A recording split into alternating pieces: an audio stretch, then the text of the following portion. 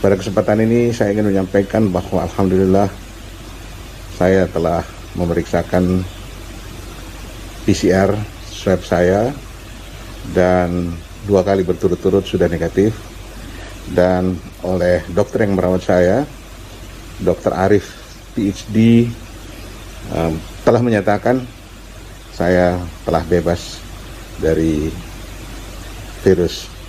Sebetulnya saya adalah penderita COVID-19 yang tidak punya gejala. Andaikan saya tidak memeriksakan diri, maka sampai saat ini saya tidak tahu bahwa saya sudah terpapar virus. Nah, pentingnya himbauan pemerintah bahwa jaga jarak, cuci tangan, dan lain-lain, saya kira itu adalah yang patut dan harus kita lakukan. Contoh yang saya ingin berikan, bahwa pertama kali seingat saya setelah saya melakukan tracing, beberapa waktu yang lalu saya hanya berjabat tangan dengan seorang sahabat, dan andaikan saya tidak memeriksakan diri, saya tidak melakukan tracing dan tidak tahu bahwa saya mendapat kuman awal dari teman tersebut. Saya harapkan bahwa kepada sahabat-sahabat, saudara-saudara, atau kepada siapa saja yang dinyatakan telah terpapar virus, mari kita berbesar hati untuk menyampaikan seperti apa yang saya lakukan. Karena dampaknya sangat-sangat besar dan sangat-sangat membantu untuk bagaimana kita memutuskan mata rantai perjalanan wabah virus. Yakin bahwa dengan imun tubuh yang kuat, virus ini bisa dilawan.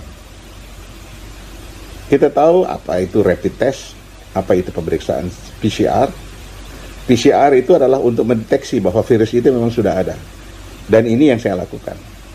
Tapi rapid test itu adalah untuk melihat apakah daya tahan tubuh kita sudah ada memberikan reaksi.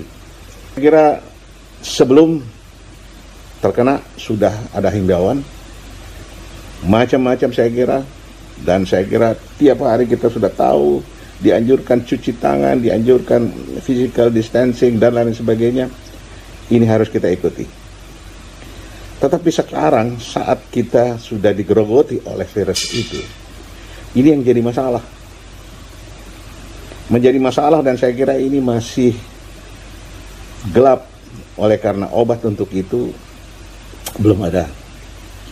Vaksin untuk itu belum ada. Dan saya pernah memposting untuk kenapa kita tidak berpikir. Saya kira banyak orang pandai di Indonesia ini berpikir untuk bagaimana vaksin kita buat sehingga kita jangan jadi penonton dan jangan kita jadi market. Itu akan mahal harganya. Saya kira kalau Bapak Presiden menggelontorkan dana sekian banyaknya, dan saya kira sebagai bagian dari rakyat, apresiasi setinggi-tingginya buat pemerintah bahwa telah memikirkan bagaimana melindungi rakyatnya. Kenapa kita tidak pisahkan sebagian daripada dana itu untuk kita melakukan sesuatu penelitian? Nah, kembali bahwa setelah saya melihat dan setelah saya mengetahui bahwa yang sangat menentukan adalah daya tahan tubuh, maka saya kira obat-obat anti imun saya konsumsi, vitamin C, gizi, walaupun nafsu makan saya mulai berkurang. Tapi saya sampaikan pada istri saya, harus ada protein banyak, harus makan buah, dan lain-lain sebagainya. Dan alhamdulillah, oleh karena kedisiplinan itu, pada hari ke-7, pada pemeriksaan ketiga swab, yang kedua masih positif, pertama tentu positif, ketiga negatif, dan betul-betul ini merupakan harapan baru. Pemeriksaan, kalau PCR kita periksa untuk mendapatkan kuman, apa yang diambil di dalam swab specimen kita itu digandakan untuk kalau penggandaan sekian belum negatif, masih positif, masih negatif, ditambah sampai didapatkan kira-kira penggandaan, amplifikasi namanya, penggandaan keberapa, baru ditemukan kuman itu. Nah, saya tercatat di penggandaan hampir ke 37 kali, yang artinya virus sebetulnya tidak banyak. Nah, ini yang mungkin menyebabkan gejala-gejala saya adalah yang mengidap virus tidak bergejala, tetapi punya potensi untuk menularkan ke orang lain, karena virus itu ada di dalam tubuh saya. Apa yang dihimbau oleh pemerintah, mari kita ikuti. Physical distancing. Kemudian bagaimana caranya kita tidak terlalu banyak kontak dengan yang lain, perbanyak cuci tangan, dan lain-lain sebagainya. Itu tiap hari, barangkali setiap menit ada di televisi dan kita lihat, mari kita ikuti. Dan barangkali saya kebetulan juga masuk di bagian gugus sebelum saya masuk rumah sakit. Apa yang dilakukan oleh pemerintah saya kira sudah sangat baik. Apakah itu pemerintah pusat, provinsi, dan kemudian turun ke kabupaten.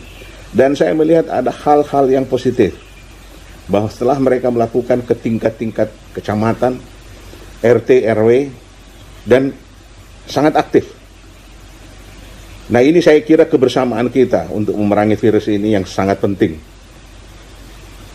Saya yakin dan percaya, kalau kebersamaan kita disatu padukan, baik itu para cendekiawan, pemerintah, para dokter, para medis, dan saya sangat terharu melihat bagaimana para medis itu bekerja. Mereka dengan tanggung jawab penuh itu melayani pasien, sehingga pada satu malam saya didatangi oleh perawat mengatakan, "Prof, mohon maaf, malam ini tidak akan ada perawat yang jaga." Saya bilang, "Kenapa?" Dia bilang, "Tidak ada APD, tetapi mereka berjaga di luar." Saya katakan, kalau ada pasien yang emergency, membutuhkan kalian, gimana caranya? Dia bilang, "Itulah Prof, bagaimana caranya, sebab tentu mereka sangat riskan kalau masuk tanpa APD." Saya telepon malam itu di Rut, dan alhamdulillah setelah dengan susah payah mereka dapatkan dan masuk. Ini adalah hal-hal kecil barangkali yang perlu kita perhatikan. Seandainya epidemi ini meledak dan kemudian terjadi break yang luar biasa, semua harus diantisipasi. Rumah sakit harus diantisipasi. Tenaga-tenaga yang akan melayani harus diantisipasi. Fasilitas-fasilitas harus diantisipasi. Semua kita harus jaga. Tidak bisa karena hanya sekian dibandingkan dengan sudah puluhan ribu orang di negara lain. Tidak. Tapi kenapa kita tidak berpikir bahwa kita tidak akan lebih daripada sekian? Kita akan putuskan mata rantai itu dan kita akan bebaskan negeri kita dari wabah ini. Saya yakin dan percaya itu pasti bisa. Mari kita bersama, karena ini adalah masalah besar. Masalah besar buat negeri ini. Bukan negeri ini saja, tapi masalah besar buat dunia. Nah, paling akhir yang sangat menentukan jumlah daripada ada tidaknya penderita, apakah itu OPD, apakah itu PDP, apakah itu yang COVID plus sudah positif, itu tergantung daripada sarana bagaimana kita melakukan screening atau tes.